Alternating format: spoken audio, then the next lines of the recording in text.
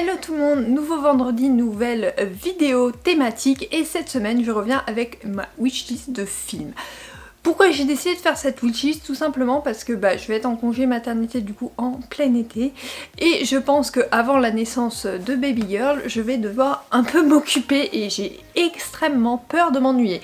Alors là pour le repos actuellement en dehors des heures de travail je regarde plus de séries comme tu as vu sur mon wikivlog et je me suis remis franchement lire énormément donc du coup ça m'occupe relativement bien, sauf que le problème c'est que cet été je vais sûrement être sur une période où les séries il y en aura beaucoup moins, alors même si je peux en commencer des nouvelles, il y a pas de souci sur ça.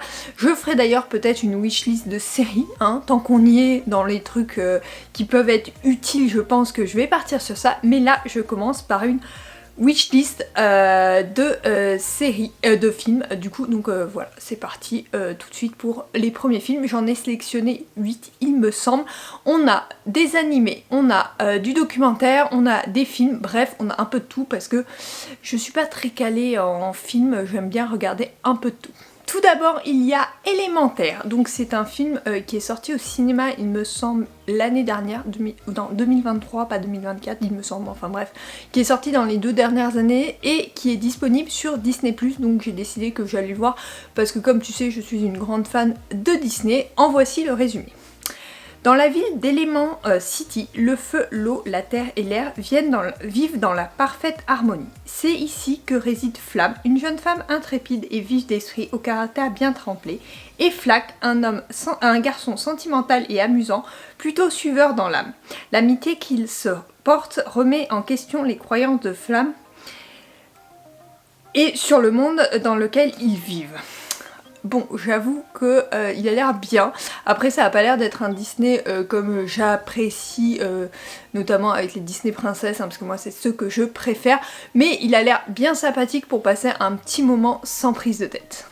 Ensuite, second film qui est assez ancien, mais j'ai vu qu'il était sur Netflix. Il s'agit de Erin Brockovich, Seul contre tous, avec Julia Roberts, que j'aime énormément, donc il fallait que je voie ce film. Mère élevant seule ses 3 enfants, Erin Brockovich n'avait vraiment pas besoin d'un accident de voiture, d'autant que le responsable sort du tribunal financier indemne. Obligée de trouver rapidement un travail pour couvrir ses frais médicaux et de justice, Erin obtient de son avocat de l'employer comme archiviste dans son cabinet. Son allure et son franc-parler ne lui valent pas des débuts faciles, mais elle apprend vite. En classant les documents, Erin déterre une affaire louche d'empoisonnement et décide de se jeter dans la bataille. Il a l'air vraiment sympathique. Julia Roberts, elle a toujours des rôles que j'apprécie, avec des personnages assez forts et assez... Enfin, pas type, mais je veux dire qui ont un sacré caractère, donc du coup celui-là me tente énormément parce que je me demande vraiment comment il va tourner. En tout cas il a l'air vraiment sympa et ça a l'air d'être un peu sans prise de tête mais avec une partie intrigue intéressante, donc je ne sais pas ce que ça va donner, mais en tout cas il me tente bien, donc j'espère qu'il me plaira. Ensuite, c'est une honte, mais j'ai toujours pas vu Grease, donc le film qui est sorti mais il y a des années, tout le monde en parle et je ne l'ai jamais vu. Donc il est temps que j'y remédie un petit peu, donc je l'ai mis dans cette wishlist. Le résumé, si tu ne connais pas l'histoire, à la fin des vacances d'été, les amoureux Danny Elzouk et Sandy Olson, une jeune Australienne de bonne famille, doivent se séparer. À son retour au lycée Readers, le jeune homme retrouve sa bande, les T-Birds, blousons de cuir et cheveux gominés. Les parents de Sandy ayant décidé de s'installer aux États-Unis, la demoiselle intègre la même école. Passé la surprise des retrouvailles et pour faire bonne figure devant ses copains, Danny adopte une attitude désinvoltante qui laisse la jeune femme totalement désemparée. Sandy rejoint alors les Pink Lady, le pendant féminin des T-Birds. S'ensuit un jeu de chat et à la souris entre les 2 tourtereaux, le tout rythmé par les événements de leur vie de lycéens. Démarrage de la saison de football américain, bal de promotion, courte voiture, soirée entre filles, entre garçons, au fast-food, au drive-in. Ça a l'air d'être une série, enfin pas une série, un film adolescent plutôt intéressant. En tout cas, moi il me tente bien. Donc j'espère qu'il me plaira et qu'il sera à la hauteur de mes attentes. En tout cas, il a l'air bien et vu ce que j'en ai vu sur des années, je pense qu'il est sympa. C'est juste que je ne me suis jamais lancée parce que comme tu le sais, je regarde pas énormément de films et donc celui-là il est vraiment passé à la trappe alors que c'est un grand classique. Maintenant on passe à un documentaire, donc c'est Isabella l'infanticide qui a choqué le Brésil. Lorsque sa fille de 5 ans est jetée par la fenêtre de l'appartement de son père, une mère se lance dans une quête de justice qui va émouvoir tout le pays. Des détails méconnus et des témoignages inédits sont ainsi révélés. Donc c'est un documentaire Netflix, on sait qu'ils sont hyper bien faits. Enfin moi je suis totalement fan des documentaires Netflix, et alors celui-là j'en attends beaucoup parce que j'en ai beaucoup entendu parler. Donc j'espère qu'il sera à la hauteur, même si je pense qu'il est hyper flippant et hyper... je sais pas, il va y avoir une atmosphère que je vais pas forcément apprécier, mais bon.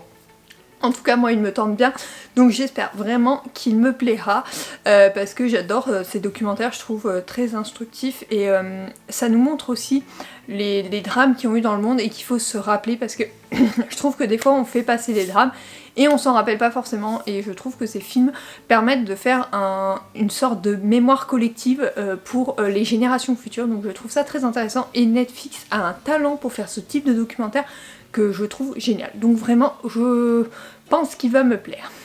Ensuite, sorti l'été dernier, il s'agit de Jamais plus, donc du roman, c'est l'adaptation du roman de Colleen Hoover du même titre.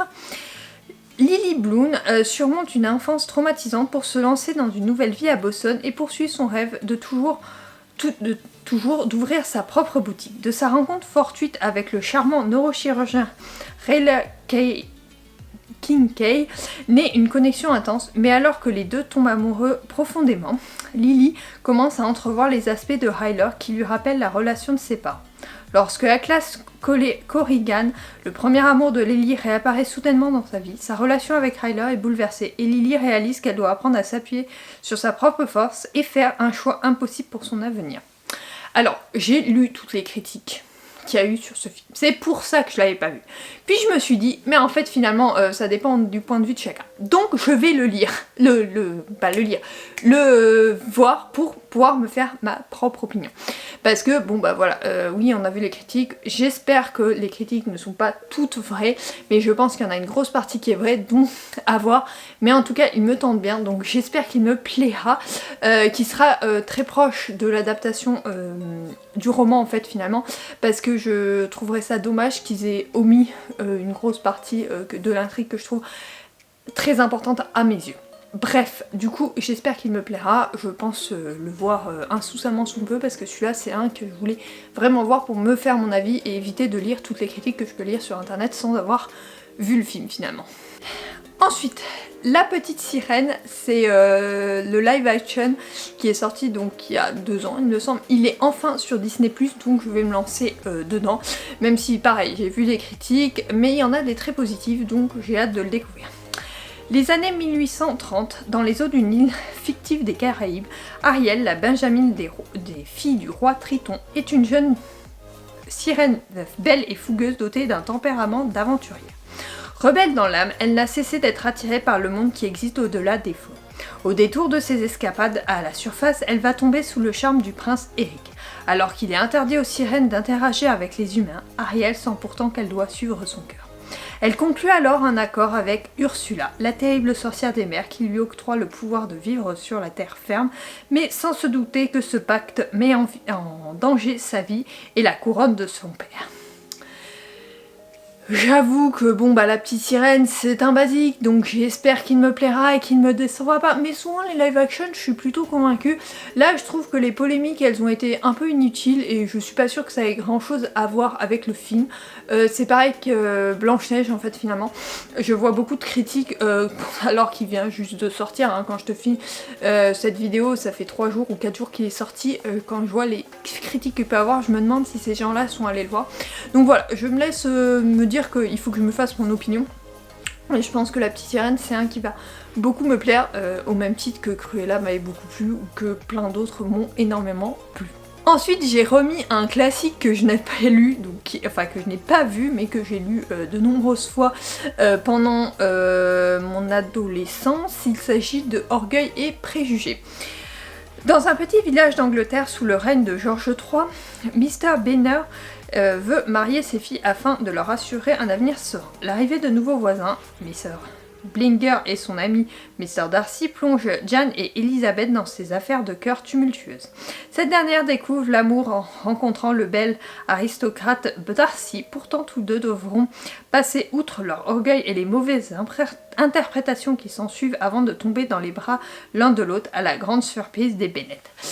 Bon, on connaît tous Orgueil et Préjugés. Pourquoi je n'ai jamais vu ce film? En fait, j'ai vu une adaptation il y a très longtemps, mais c'était une vieille adaptation. Celui-là, j'ai envie de le découvrir parce que ça a l'air d'être une adaptation plutôt sympathique et un peu plus moderne, même si ça fait des années qu'elle est sortie maintenant.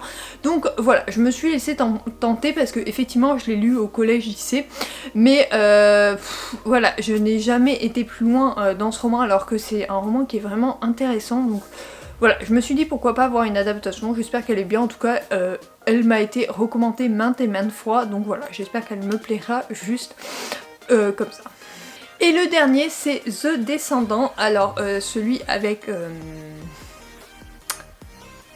George Clooney, je vais y arriver, et pas la saga de films Disney que j'ai déjà vu. Ah ouais, la vie d'une famille bascule. Parce que sa femme vient d'être hospitalisée suite à un accident de bateau, Matt King tente maladroitement de se rapprocher de ses deux filles. Scotty, une gamine de 10 ans vive et précoce, Alexandra, une adolescente rebelle de 17 ans. Il se demande aussi s'il doit vendre les terres familiales, les dernières plages tropicales vierges des îles héritées de ses ancêtres hawaïens. Quand Alexandra lui révèle que sa mère avait une liaison, le monde de Matt vacille. Avec ses deux filles, il part à la recherche de l'amant de sa femme. Durant une semaine essentielle, au fil de rencontres tour à tour drôles, perturbantes et révélatrices, il va finalement prendre conscience que sa principale préoccupation est de reconstruire sa vie et sa famille. J'avoue qu'il a l'air sympathique, j'aime beaucoup George Clooney, c'est un peu un acteur que j'aime suivre. Je regarde pas tous ses films parce qu'il y en a qui me tentent vraiment pas, mais celui-là il a l'air plutôt sympathique et j'ai vu qu'il était disponible. Il me semble que c'est sur Disney Plus ou Netflix, c'est un des deux, je l'ai vu et je l'ai mis dans ma liste et j'ai dit il faut que je le découvre, donc voilà. J'espère qu'il me plaira, en tout cas il me tente beaucoup, c'est une histoire familiale avec une intrigue familiale et tu sais que je suis plutôt fan de ça dans les romans et dans les films, donc tout est parfait. Dans les séries, c'est vrai qu'on en trouve moins que des comme ça, mais par exemple celle que je suis en train de voir, Blue Bloods, c'est dans le même style. Donc voilà, moi j'aime bien quand il y a des intrigues familiales comme ceci, donc voilà, j'espère qu'il me plaira. J'espère que cette vidéo t'aura plu, en tout cas moi j'ai fait un tour de ma wishlist qui me permet de l'avoir en mémoire et de pouvoir voir ces films dans les prochains mois, surtout au mois de juin. J'espère les enchaîner, au moins un par jour ou un tous les 2 jours, allez, entre deux séries. Non, c'est vraiment pour ne pas m'ennuyer pendant cette période que je me suis fait cette wishlist. Je vais faire la même en série, je pense. Ceci dit, en série, j'aime plutôt continuer des séries déjà en cours que vraiment en découvrir des nouvelles, parce que j'aime bien, c'est mes séries doudou, style Grey's Anatomy, NCIS, donc je ne sais pas encore comment je vais former cette vidéo wishlist de séries, mais je vais peut-être en faire une. J'espère que cette vidéo t'aura plu, n'hésite pas à me dire si tu as des films à me recommander en barre d'infos, et sur ce, je te fais des gros bisous, je te dis à mardi prochain pour une nouvelle vidéo, et à la semaine prochaine pour un nouveau wiki vlog également. Bye!